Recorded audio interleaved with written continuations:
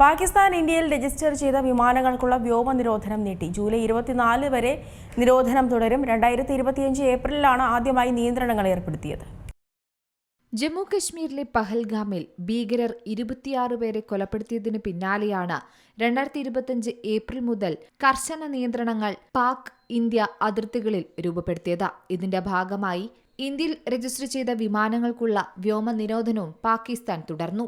ഇന്ത്യയും അത്തരത്തിൽ നിയന്ത്രണങ്ങൾ കടുപ്പിച്ചു. ഭീകരാക്രമണം ഇന്ത്യയും പാകിസ്ഥാനും തമ്മിലുള്ള സംഘർഷത്തിലേക്ക് നയിക്കുന്നതാണ് പിന്നീട് നമ്മൾ കണ്ടത്. പാകിസ്ഥാൻ വിമാനങ്ങൾക്ക് വ്യോമാതിർത്തി ഉപയോഗിക്കുന്നതിന് ഇന്ത്യയും കടുത്ത നിയന്ത്രണങ്ങൾ ഏർപ്പെടുത്തിയിരുന്നു. എന്നാൽ ഇപ്പോൾ ഇരു രാജ്യങ്ങളും തമ്മിലുള്ള സൈനിക സംഘർഷങ്ങൾക്ക് നേരിയ തോതിൽ അയവ് വന്നിട്ടുണ്ട്.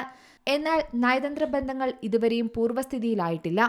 ദീർഘകാലത്തേക്കുള്ള വ്യോമാതിർത്തി അടച്ചിടാൽ ഇന്ത്യ എയർലൈൻ കമ്പനികളുടെ പ്രവർത്തന ചെലവ് വർദ്ധിപ്പിക്കുന്ന ഒന്നാണ്. എന്നാൽ ഇപ്പോഴിതാ ഇന്ത്യയിൽ രജിസ്റ്റർ ചെയ്ത വിമാനങ്ങൾക്കുള്ള വ്യോമ നിരോധനം പാകിസ്ഥാൻ നീട്ടിയിട്ടുണ്ട്. 1 മാസത്തേക്ക് കൂടിയാണ് ഈ നിരോധനം നീട്ടിയിരിക്കുന്നത്. അതായത് ജൂലൈ 24 വരെ നിരോധനം തുടരും. ഇന്ത്യൻ സിവിൽ മിലിറ്ററി വിമാനങ്ങൾക്കുള്ള വിലക്ക് ജൂൺ 16 വൈകുന്നേരം 5:50 മുതൽ ജൂലൈ 24 പുലർച്ചെ 4:59 വരെ പ്രാബല്യത്തിൽ തുടരും. പാകിസ്ഥാൻ എയർപോർട്ട് അതോറിറ്റിയാണ് ഇത്തരം റിപ്പോർട്ടുകൾ പുറത്തിറക്കിയത്. മാത്രമല്ല, ഇപ്പോൾ മധ്യേഷ്യ, യൂറോപ്പ്, പശ്ചിമേഷ്യ, വടക്കേ അമേരിക്ക എന്നിവിടങ്ങളിലെ ലക്ഷ്യസ്ഥലങ്ങളിലേക്ക് കൂടുതൽ ദൂരം ഇന്ത്യക്കാർക്ക് സഞ്ചരിക്കേണ്ട സ്ഥിതിയാണ്.